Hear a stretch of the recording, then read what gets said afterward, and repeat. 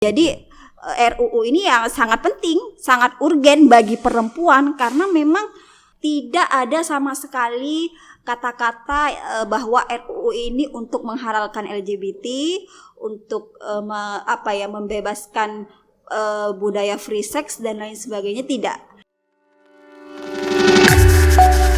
Preview.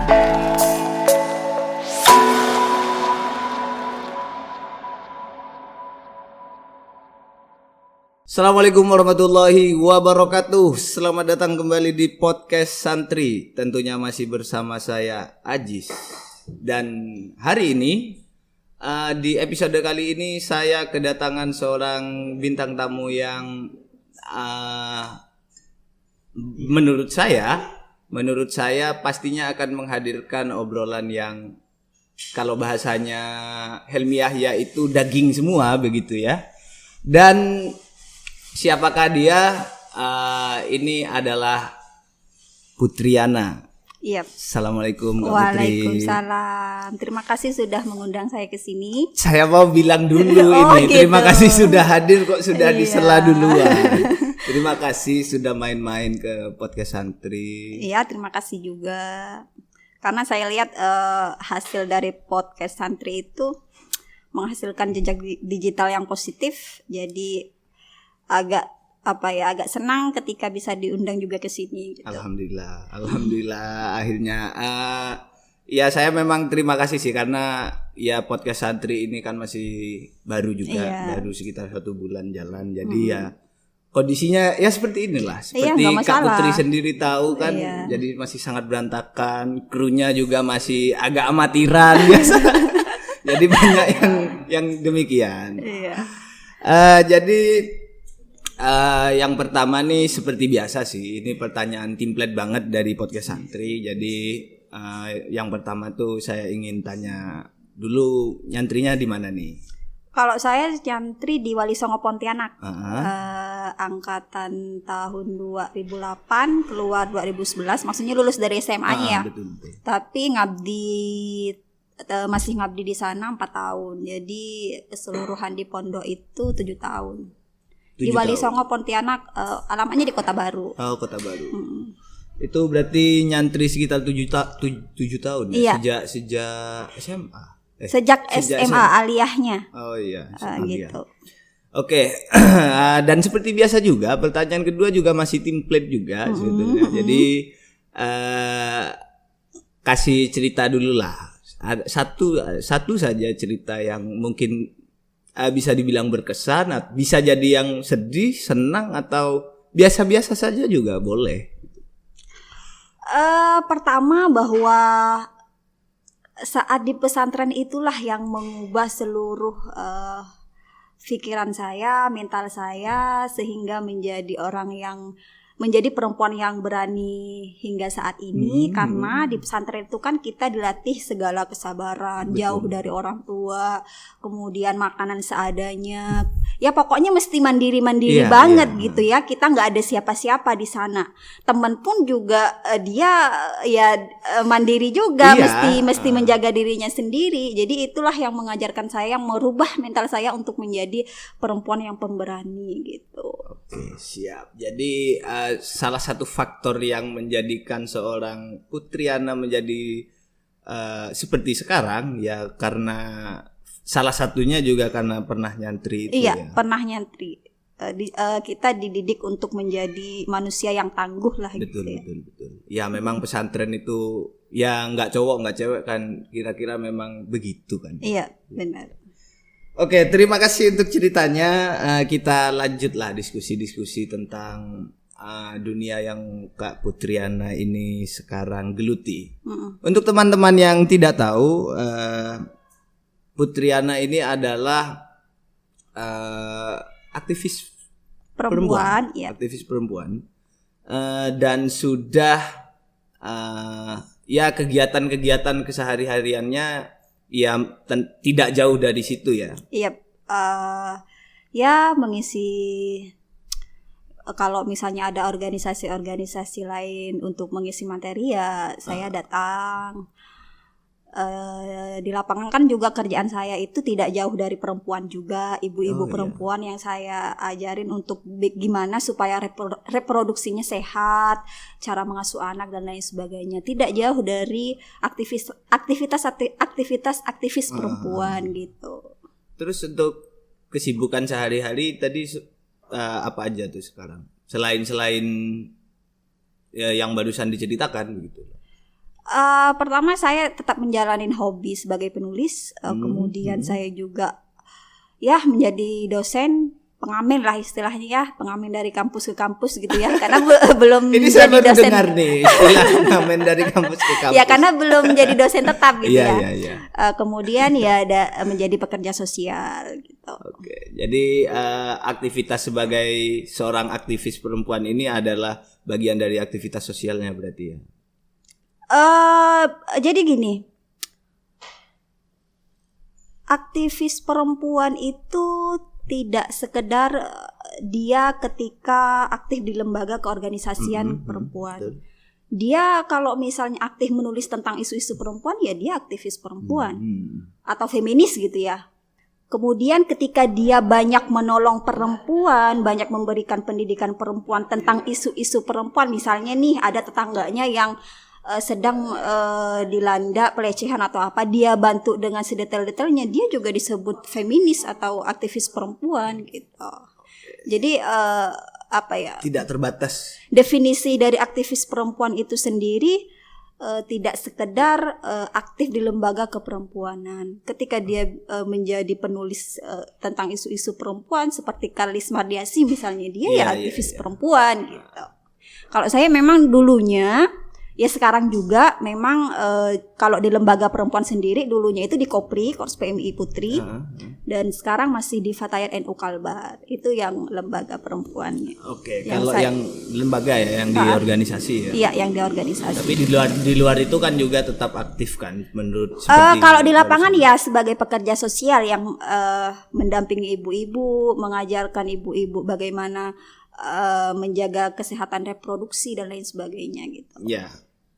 Ya, masuk ke pembahasan perempuan ini memang ada banyak keprihatinan sih. Saya sendiri kadang merasa bahwa memang perempuan-perempuan kita ini banyak yang entah menjadi korban dalam KDRT bersama suaminya, atau lebih ekstrim lagi saya melihat kadang perempuan menjadi korban dari kondisi sosial yang ada.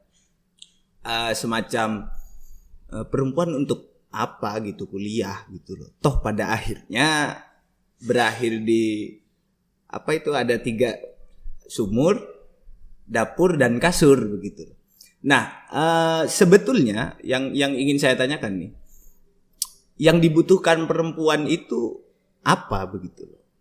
Dan apa yang diperjuangkan oleh teman-teman dari aktivis perempuan atau feminis? Iya. Jadi semestinya perempuan tidak sekedar mengikuti mindset masyarakat yang menjadikan perempuan itu sekedar di dapur, kasur dan sumur. Sebenarnya perempuan itu bisa bebas dengan kehendaknya sendiri. Misalnya ya dengan bekerja, dia bisa menggunakan otaknya, keahliannya gitu kan. Bukan sekedar misalnya dia hanya mengikuti kemauan masyarakat yang perempuan itu sendiri dikonstruksi masyarakat hanya sekedar untuk menjadi ibu rumah tangga di rumah saja gitu. Semestinya perempuan zaman juga udah sangat berubah, perempuan mestinya juga mau berperan di lain dari tempat domestik itu tadi gitu. Iya, memang diskusi tentang diskriminasi ini memang agak sulit ya, terlebih di tengah masyarakat, apalagi di desa-desa. Itu kadang yang menjadi korban pun ya bukan hanya perempuan, karena memang mindset masyarakat ini kan sudah kolektif, sehingga agak sulit. Nah, kalau untuk perjuangan apa ya, bahasanya itu memulainya tuh sekiranya dari mana? Kalau saya lebih kepada dari perempuan itu sendiri ya, jangan nunggu dari orang lain dulu. Perempuan itu sendiri jangan ujung-ujungnya misalnya lulus SMA nikah, kemudian di rumah aja. Coba deh misalnya kuliah dulu, berperan dulu di organisasi, kemudian di masyarakat. Kemudian setelah kuliah bolehlah menikah jadi ibu rumah tangga, tapi sambil berkarir juga itu kan bisa. Kalau dalam Islam sendiri kan yang selalu saya contohkan kepada adik-adik di organisasi itu, bahkan Sayyidah Khadijah itu menjadi wanita karir tersukses di zamannya. Yang membiayai Rasul berdagang itu ya Sayyidah Khadijah besar, gitu. Gitu, saudagar besar gitu. Jadi salah ketika misalnya masyarakat kita menjadikan perempuan ideal itu saat dia di rumah aja gitu. Kan kadang ada nih perempuan yang berkarir di masyarakat, pulangnya malam, itu pasti diomongin oleh masyarakat. Stigma buruk ya. Iya, mendapatkan stigma negatif gitu kan. Padahal dia bekerja kan, dia menghasilkan uang untuk kebutuhan finansialnya dia ya sehari-hari gitu. Konsep perempuan ideal bagi masyarakat itu tetap yang kuno-kuno aja, yang di rumah aja, yang mengurus rumah aja gitu kan.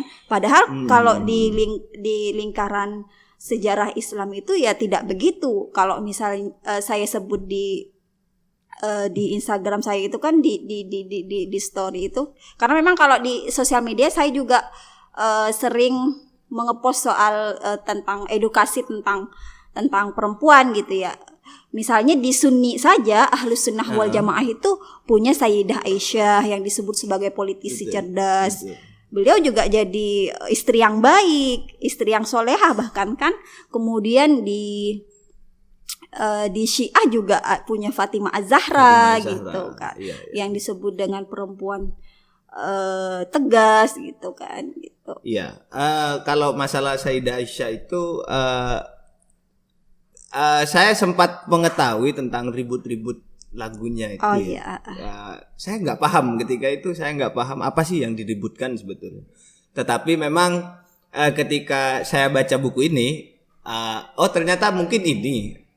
Dan memang saya melihat betul juga ya, kenapa hanya sosok fisiknya saja yang dikedepankan, dari cantik, berseri, pipinya merah begitu ya, sehingga tidak membuat orang ingin menjadi Sayyidah Aisyah secara pemikiran, tetapi mendambakan perempuan untuk menjadi Sayyidah Aisyah sebagai kecantikannya, karena kecantikannya begitu.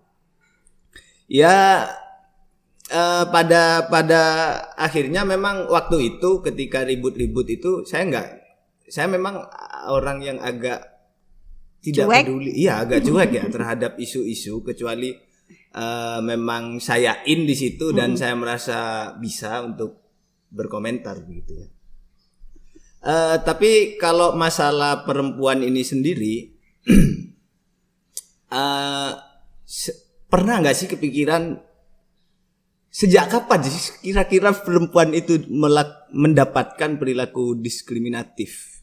Pernah nggak? Maksudnya sejak kapan hal ini dimulai bahwa perempuan menjadi kaum nomor 2, berada di bawah ketiak laki-laki gitu? Maksudnya di bawah kekuasaan laki-laki. Sekiranya sejak kapan sih? Kalau misalnya saya baca dari buku-buku itu, bahkan sejak era Yunani saja, di mana tumpah darahnya filsafat ada di situ, semacam Sokrates, kemudian Aristoteles itu mengkerdilkan perempuan. Maksudnya memandang perempuan itu bahkan bukan manusia gitu, setengah manusia gitu.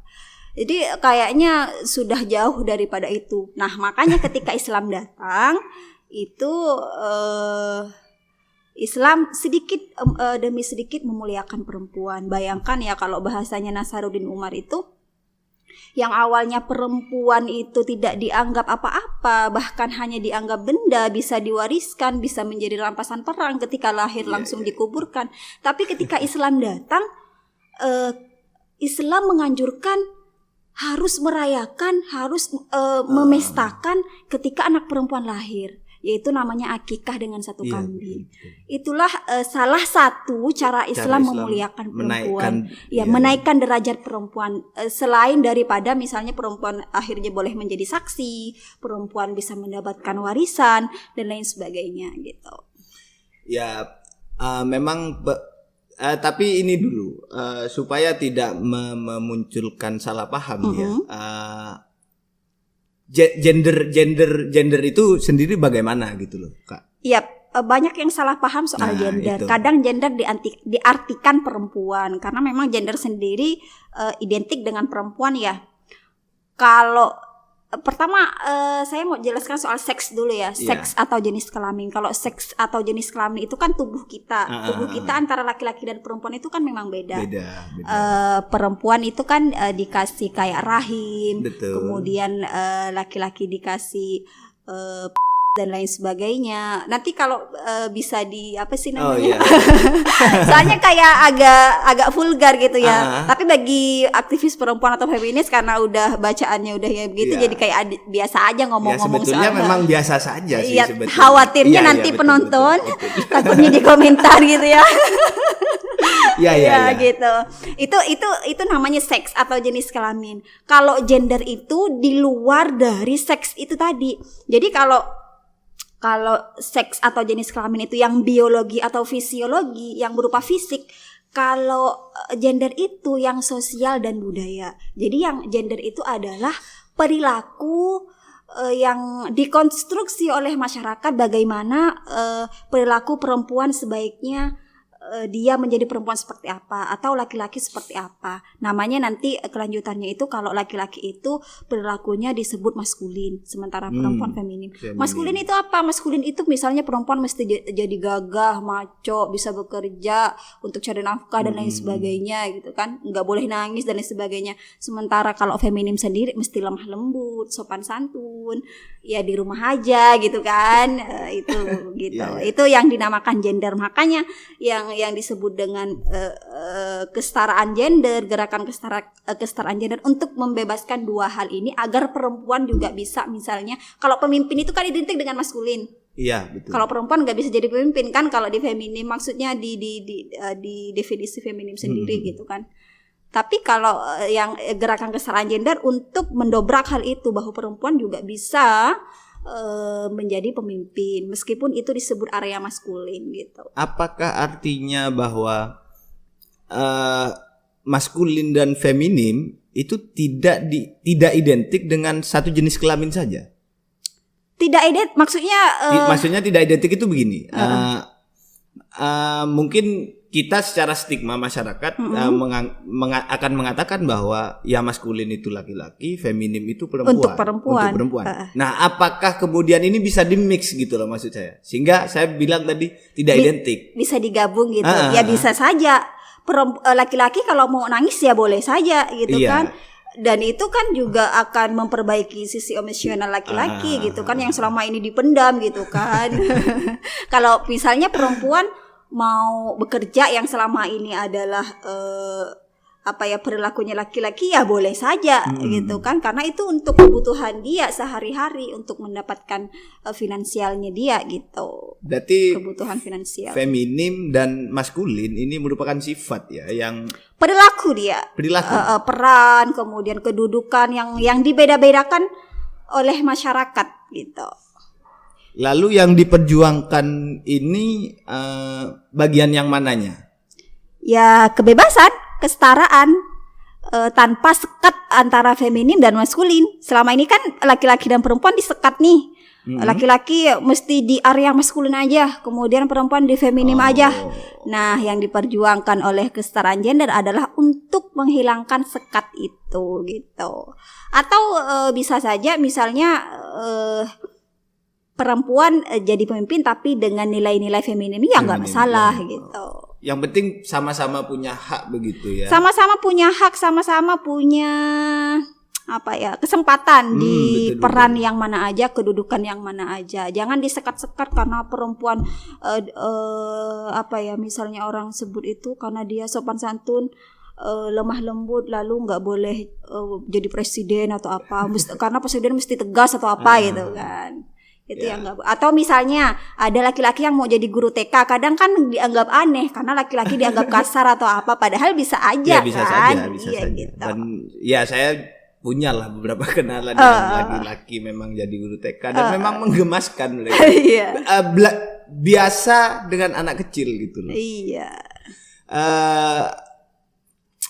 Berarti kekhawatiran bahwa perjuangannya itu kan bukan menggulingkan laki-laki dong. Enggak.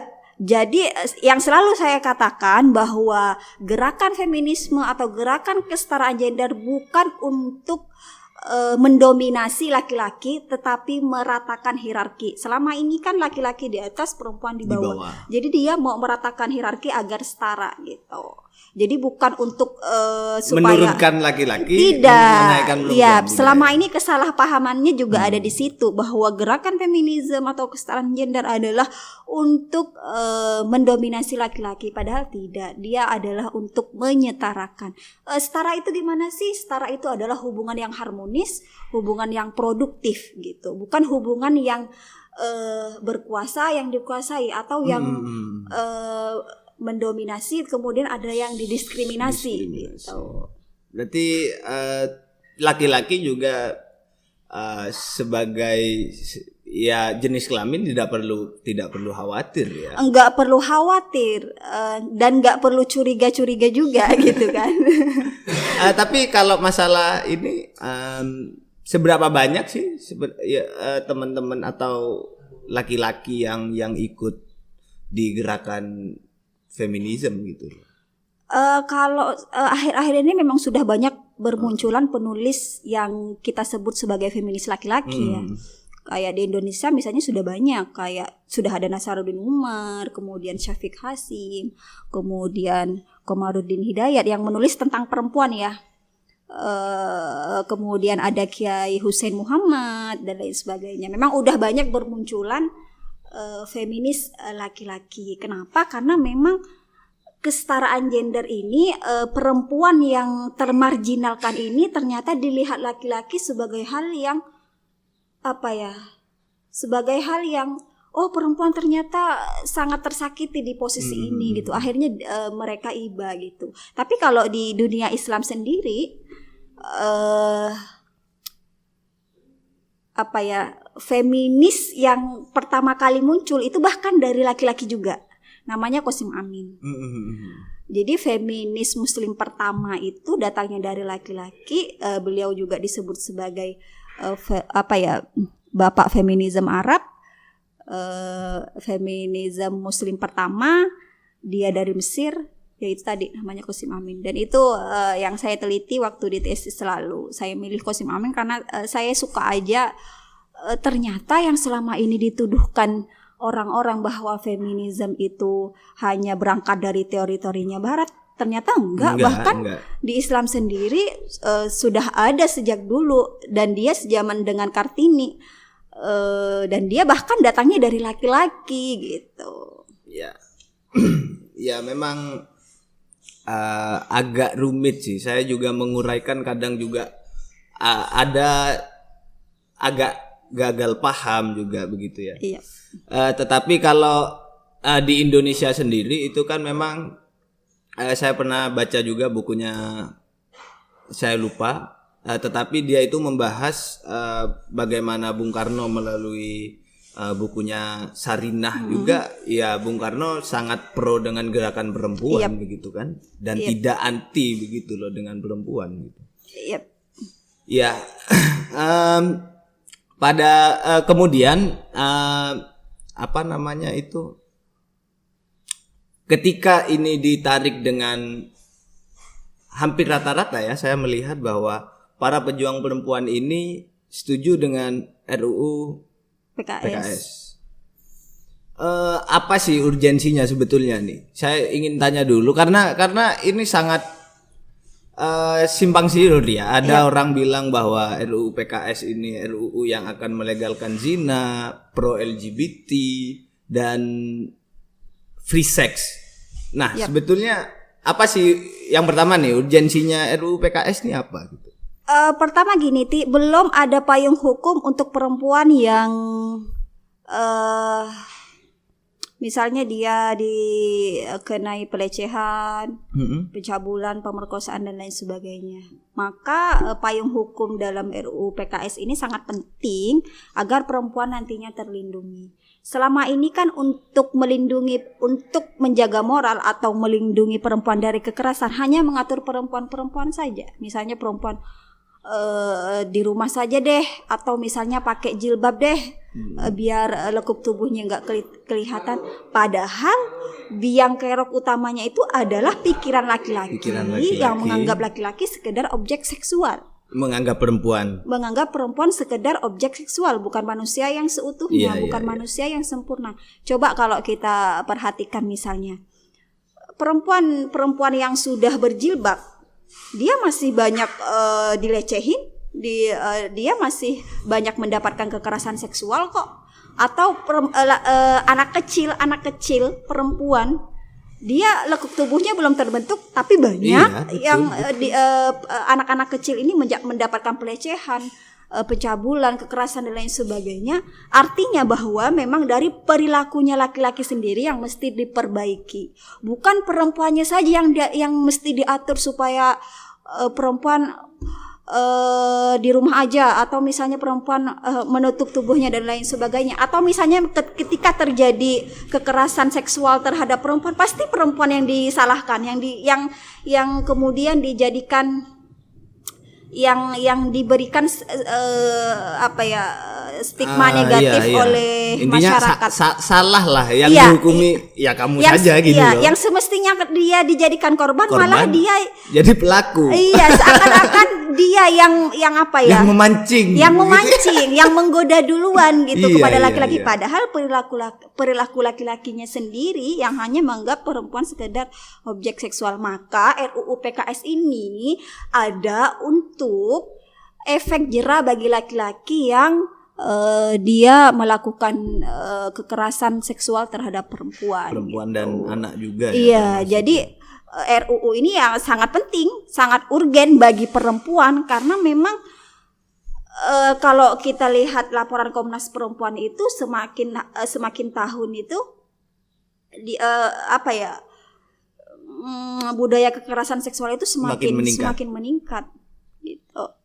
Jadi sekiranya tidak betul bahwa tuduhan-tuduhan di awal tadi kalau saya baca naskahnya itu saya bahkan download di Google, kemudian saya print out, saya pelajari, saya baca sampai selesai, tidak ada sama sekali kata-kata bahwa RUU ini untuk menghalalkan LGBT, untuk membebaskan budaya free sex dan lain sebagainya, tidak. Itu hanya tuduhan-tuduhan bagi kalangan konservatif aja gitu. Ya, saya juga sempat beberapa hari yang lalu karena berniat ngundang Anda ini, saya juga sempat download kan untuk sedikit pelajari lah.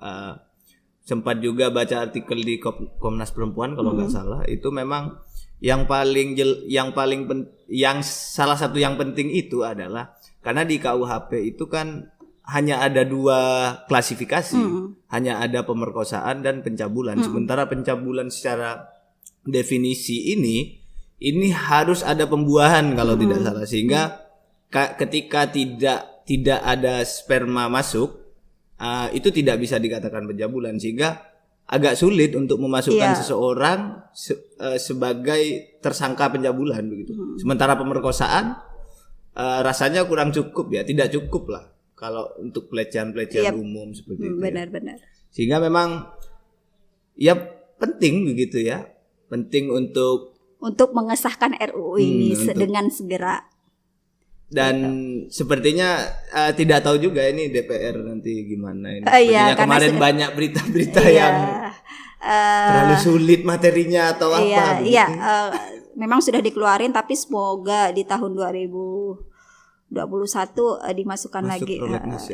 Semoga aja. Iya, semoga saja. Dan tapi ini sih kadang saya itu juga berpikir kalau memang perempuan berjuang untuk kesetaraannya, apa sih yang dikhawatirkan laki-laki gitu loh. Nah, kan Anda yang laki-laki dong. Apa yang dikhawatirkan? Kalau saya melihatnya sih kayak semacam khawatir dia akan didominasi perempuan, khawatir dia akan berada di bawah perempuan, padahal tidak kan. Kesetaraannya itu setara gitu. Laki-laki dan perempuan itu setara, tidak ada dominasi dan apa ya? Dan subordinasi gitu. Nggak ada soal itu. Ya laki-laki ya itu takut didominasi aja. Makanya itu kan ada penelitian keluarga yang perempuannya itu diselingkuhi, perempuan ini sukses jadi pemimpin di luar. Nah, kenapa yang laki-laki ini selingkuh lagi? Bukan berarti karena yang perempuan itu tadi tidak memperhatikan si laki-laki tadi, tapi karena dia ingin mendominasi perempuan lain.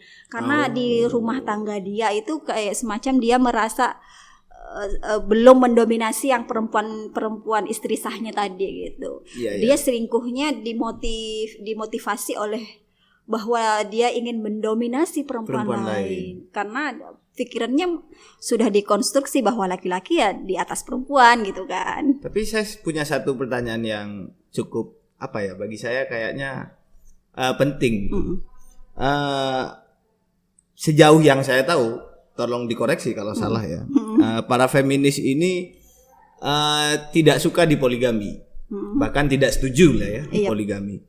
Tetapi kalau pertanyaannya istri yang pertama itu memang bersedia, apakah itu juga menjadi masalah gitu? Maksudnya benar-benar bersedia gitu. Maksudnya yang feminis ini yang istri pertama atau yang istri kedua? Maksudnya dari supama saya punya istri begitu kan. Saya ingin menikah lagi. Anda sebagai seorang aktivis perempuan lah, tentu yang saya asumsi sederhana saya tidak suka dengan tidak setuju dengan poligami. Kalau melihat saya menikah lagi dan memang istri pertama saya itu mau gitu loh, benar-benar yang mau dan mengizinkan, apakah itu masalah begitu? Bagi entah sekedar wacana diskusi, apakah itu salah begitu? Maksud saya itu. Ini pertanyaan yang agak berat sih, karena yang perempuannya setuju gitu betul. Ya. Tapi kalau misalnya Anda bisa adil seadil-adilnya, tapi bahkan Al-Quran bilang bahwa laki-laki tidak bisa adil gitu kan, ya anjurannya tetap jangan poligami. Gitu. Ya, tetapi artinya tetap kalau memang ada satu, ya meskipun Al-Quran sendiri melihat sudah pesimis dengan kualitas manusia hari ini begitu kan, tetapi setidaknya memang tetap ada jalan kalau memang dia bisa adil dan memang istri pertamanya mengizinkan begitu loh. Toh memang ya saya tidak pernah punya pemikiran untuk poligami juga sih sebetulnya, karena satu aja belum punya kan begitu kan. Tetapi memang sepertinya nggak mungkin bisa adil gitu. Iya, karena Al-Quran sendiri memang menyebutnya laki-laki tidak akan bisa adil gitu kan. Ya jadi ya para feminis optimis dong dengan dengan firman Tuhan di Al-Quran itu kan, bahwa laki-laki tidak bisa adil. Ya udah jangan poligami, tetap jangan poligami gitu. Iya, oh ya, tadi saya agak lupa tentang RUU PKS itu. Saya ingat beberapa waktu lalu itu kan ada kasus kain jari itu ya, tahu nggak yang pelecehan? Iya. Nah itu kan setahu saya pelaku itu dijerat karena UU ITE. Iya. Makanya RUU itu akhirnya netizen banyak menyerang kan. Makanya RUU itu kenapa RUU PKS itu jadi penting? Karena hal-hal seperti ini tidak terakomodir akhirnya gitu. Tidak ada hukumnya. Iya, begitu. Tidak ada payung hukumnya betul. Gitu. Sehingga RUU PKS tidak melulu soal perempuan dong. Iya, tidak melulu soal perempuan, tapi juga kekerasan terhadap laki-laki. Dan laki-laki bisa jadi menjadi korban pelecehan. Yaps, benar sekali. Sama juga dengan kesetaraan gender itu tidak melulu memperjuangkan hak perempuan, tapi juga laki-laki gitu. Iya. Misalnya ada laki-laki yang ingin mengasuh anak perempuan di rumah. ya boleh saja bagi feminis gitu kan, karena ini kebebasan untuk laki-laki dan perempuan. Tapi masyarakat kita masalahnya menempatkan laki-laki itu mestinya di luar, perempuan yang di rumah. Nah, makanya ada gerakan kesetaraan gender, kembali lagi ke situ gitu. Jadi yang diperjuangkan ini keduanya. Tapi kenapa feminisme kemudian gender ini lebih dekat dengan perempuan? Karena yang tertindas selama ini itu perempuan. Kebanyakan korbannya. Iya, kebanyakan korbannya itu perempuan. Ya karena kan kalau yang kasus kain jari itu kalau tidak salah mahasiswa UNESA pelakunya itu kan. Surabaya ya. Iya, Surabaya. Itu kan memang pelakunya juga cowok dan korbannya cowok. Iya, gitu. benar. Sehingga pasti korban juga merasa double itu, malunya banyak. Iya, gitu benar. Dan itu juga jadi problem sih di masyarakat kita itu, korban itu kita ambil contoh korban pemerkosaan ya.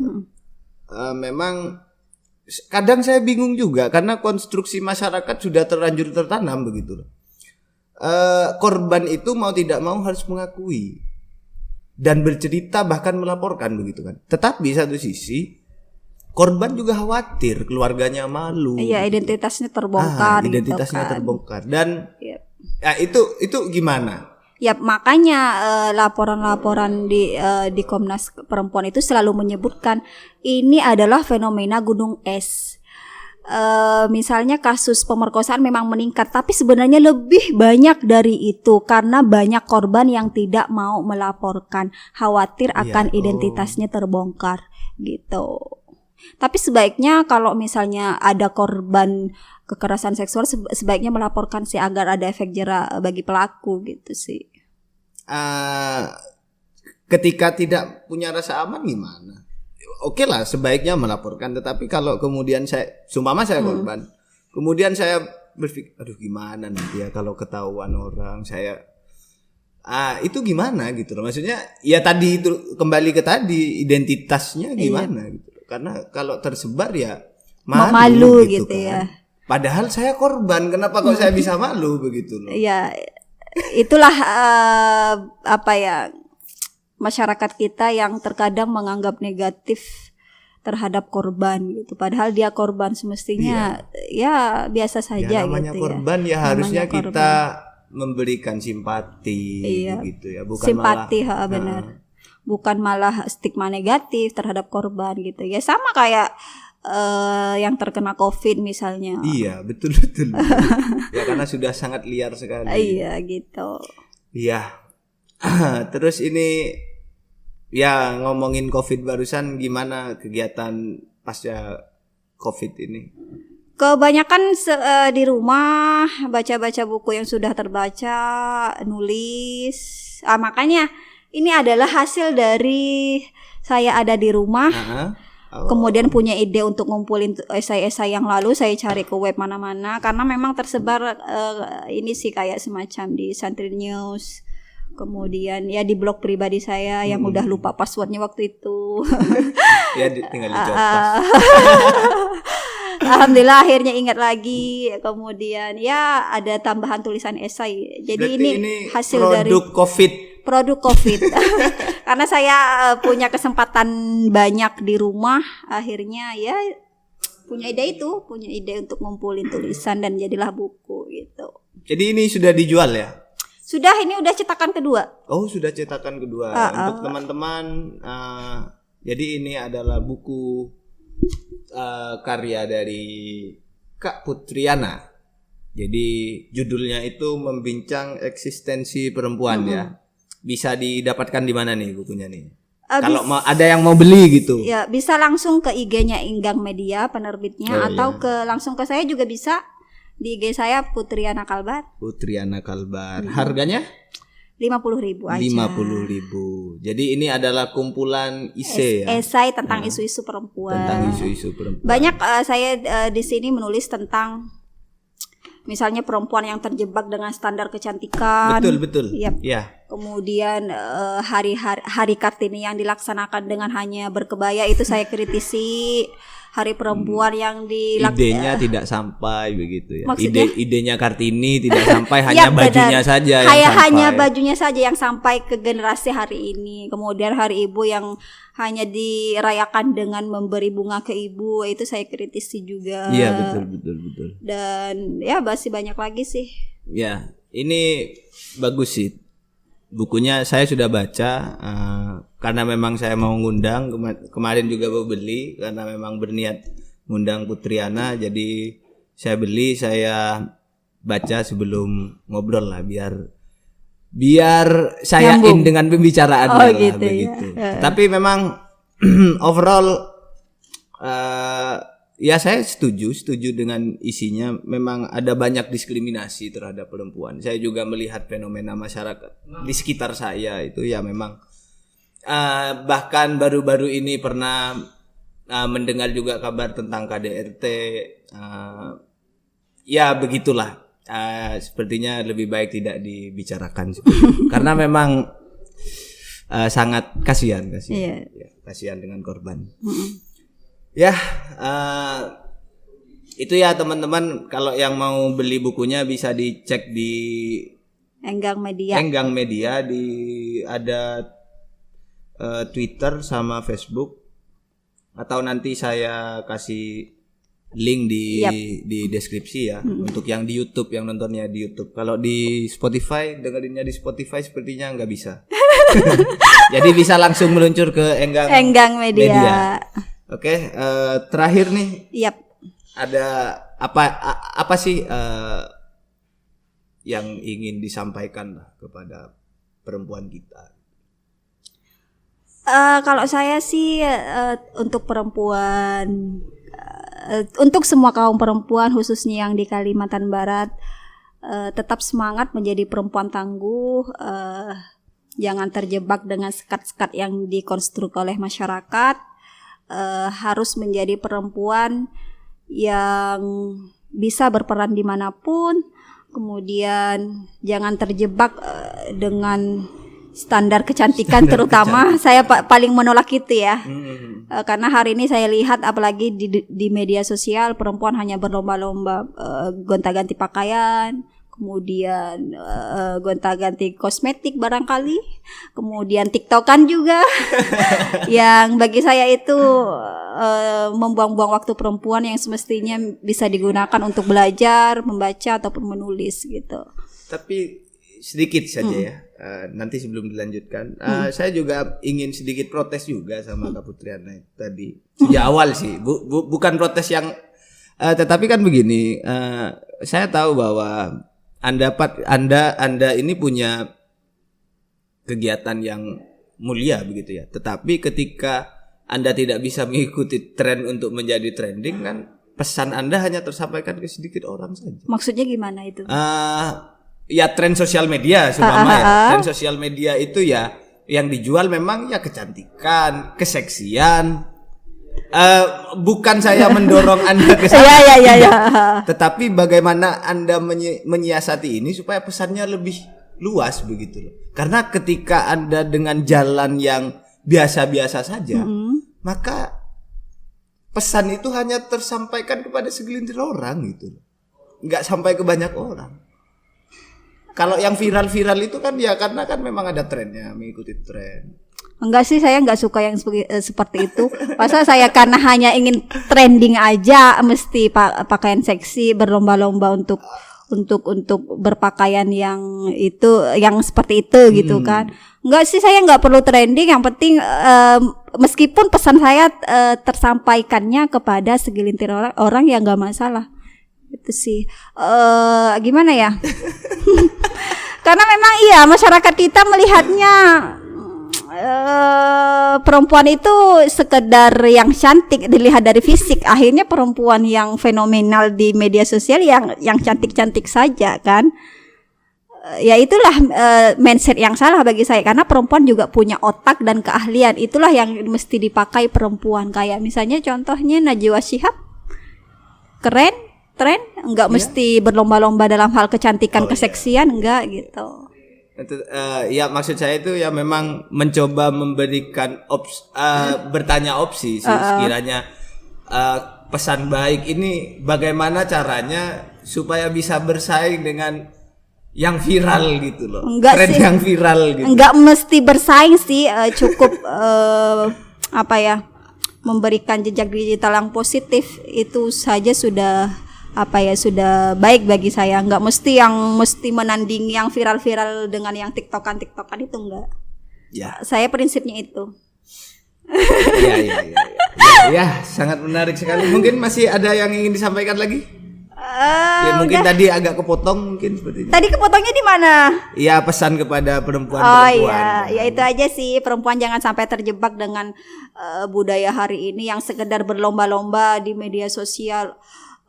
Jadi gini, bahwa ekstensi perempuan itu hari ini terdefinisikan ketika dia followernya banyak, like-nya banyak, Betul. komentarnya banyak. Perempuan eksistensi yang dimaksud saya di sini adalah perempuan yang bisa berperan di masyarakat gitu. Bukan perempuan yang hanya terkenal di media sosial, tapi bisa bermanfaat, bermaslahah di masyarakat. Karena itu yang akan dikenang di kemudian hari, bukan foto-foto seksi yang di media sosial biar itu. viral gitu biar viral gitu. Followers juga tidak membantu apa-apa Iya, ya kalau gitu. secara sosial juga. Gitu. Jadi gunakanlah keahlian Anda ya perempuan, kemudian otak Anda perempuan, bukan fisik Anda untuk menarik orang-orang di sana gitu. Kalau dua-duanya? Enggak sih, Dua-duanya saya jalan? tetap Enggak, kalau seumpama pilihan dua-duanya jalan tuh apakah itu salah satu pilihan terbaik juga tuh? selama dia enggak berlebihan ya enggak masalah. Nggak masalah. Maksudnya kayak balance. iya gitu. Ya. Jangan berlebihan aja sih, karena memang kita dianjurkan dalam Al-Qur'an untuk tidak berlebih-lebihan. Tidak berlebih-lebihan. Yang sederhana aja gitu. Betul. Sudah cukup? Sudah cukup. Terima kasih Kak Putriana, obrolannya sangat menarik dan lagi-lagi kalau bahasanya Helmi Yahya itu daging semua begitu kan. Terima kasih sudah main-main ke sini. Ya, sama-sama. Kita baru kenal dan saya senang dengan perkenalan ini. Sama. Semoga kita masih punya kesempatan ngobrol-ngobrol lagi. Amin. Entah di forum yang di depan video, karena kalau di belakang video biasanya kan lebih intens, lebih lebih ngena gitu ya. Iya, kadang ya begitulah. Lebih ngalir. Betul. Makanya semoga kita masih punya kesempatan ngobrol-ngobrol lagi. Sekali lagi terakhir terima kasih dan untuk semua pendengar jangan lupa untuk subscribe channel YouTube kita dan akun sosial media. Apa aja nih Kak Putriana? Cuma punya saya cuma pakai Instagram aja sama WA itu aja. Cuma di Instagram itu bisa di follow di Putriana Kalbar yang pengen tahu. Kemudian juga tadi yang pengen beli bukunya di Enggang Media. Dan jangan lupa juga untuk di follow sosial media Podcast Santri di @podcastsantri_id. Terima kasih, itu saja dari saya. Akhiran wallahul muwaffiq ila aqwamit thoriq. Wassalamualaikum warahmatullahi wabarakatuh. Preview.